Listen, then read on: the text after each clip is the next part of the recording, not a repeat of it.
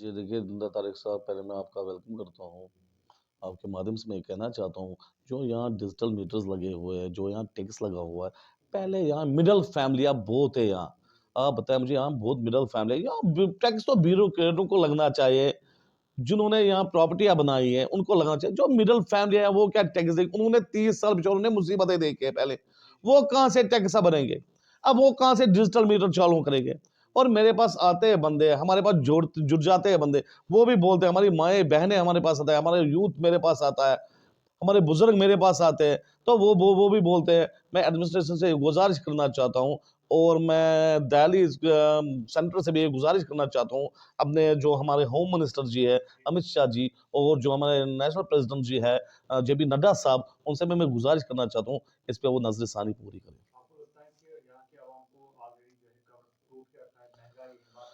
देखिए, ती मैंने वही सवाल आपको मैंने जवाब वही दिया तारिक साहब आपको, 30 साल में यहाँ के लोग पड़े हुए हैं। अब जब से बीजेपी हमारी हुकूमत यहाँ आई है, तब से वो हड़तालें-वड़तालें अब बंद हो गई है।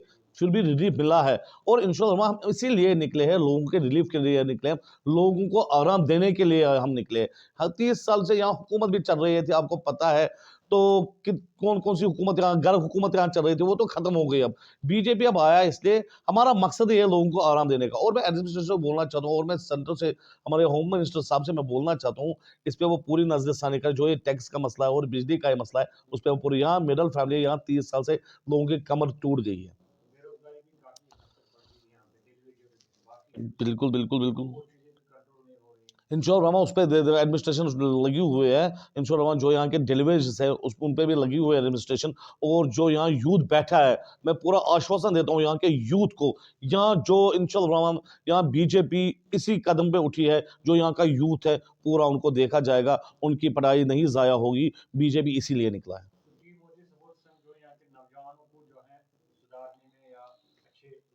जी। देखिए, टीम मोदी सपोर्ट संघ का काम ही यही है। टीम मोदी सपोर्ट संघ का काम है घर-घर प्रचार करना। टीम मोदी सपोर्ट का काम है लोगों को जुड़ाना, लोगों को देखना, लोगों को समझाना। भाई क्या है टीम मोदी सपोर्ट संघ का काम क्या है? बीजेपी का काम क्या है? बीजेपी क्या कर सकती है आपके लिए? जो जिनने हुकूमत आई है, कांग्रेस आई है, एनसी आई है, पीडीपी आई है, उन्होंने क्या किया? उन्होंने कुछ नहीं किया, लोगों को पता है, उन्होंने कुछ नहीं किया। इन सब रमा यहाँ जो यूथ हमारा है, उसमें हमारी बहनें हैं, उसमें हमारे बच्चे हैं, तो मैं उनसे भी बोलना चाहता हूँ, वो घबराए नहीं, वो इत्मीनान से रहे। इंशाअल्लाह उनकी पढ़ाई ज़ाया नहीं होगी। हमारा सेंटर पूरा देखता है, हमारा जो पीएम साहब है नरेंद्र मोदी जी, वो पहले कश्मीर को देखता है। जो हमारे होम मिनिस्टर साहब है अमित शाह जी, वो पहले कश्मीर को देखते हैं। उनकी पढ़ाई नहीं ज़ाया होगी, इंशाअल्लाह रहमान उनके लिए रोज़गार होगा।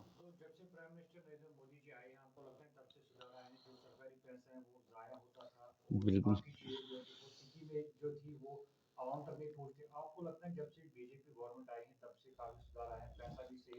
तारिक साहब, बहुत आपने ये भी अच्छा सवाल किया है। देखिए, मैंने बोला इससे पहले भी जो 30 साल यहाँ हुकूमतें चल रही थी, बीजेपी ने जो हमारी पार्टी है, उन्होंने उनकी कमर तोड़ दी।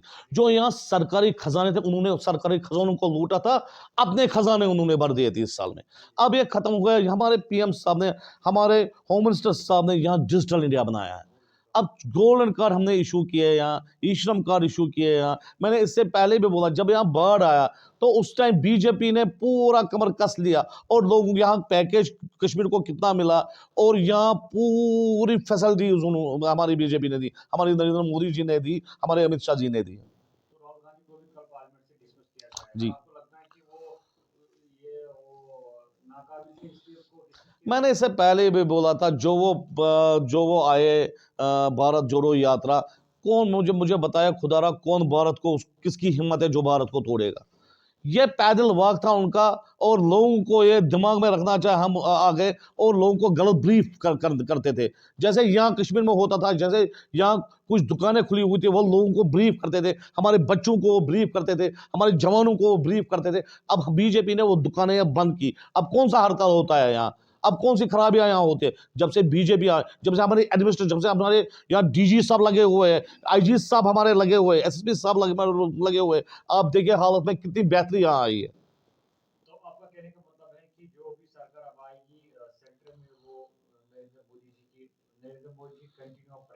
इंशाल्लाह रहमान देखो लोग तो देख के वोट देंगे। जब यहाँ इलेक्शन भी होगा इंशाल्लाह रहमान, लोग तो देख के अब वोट देंगे। लोग अब पागल नहीं है। 30 साल में लोग पागल उनको बनाया बेचारों को, हमारे अवाम को, हमारे माओं को, बहनों को, जवानों को, बुजुर्गों को। अब लोगों को पता है, और लोगों को पता है बीजेपी ने यहाँ काम किया है, और मुझे पूरा यकीन है इंशाल्लाह रहमान यहाँ हमारा पीएम साहब ही रहेगा और यहाँ सीएम भी हमारा आएगा बीजेपी का। हाँ, हम चाहती है इलेक्शन होना चाहिए। हम भी इसमें, हम हमारी एडमिनिस्ट्रेशन भी इसमें डिस्कस कर दे, इंश्योर इलेक्शन भी इंश्योर होगा।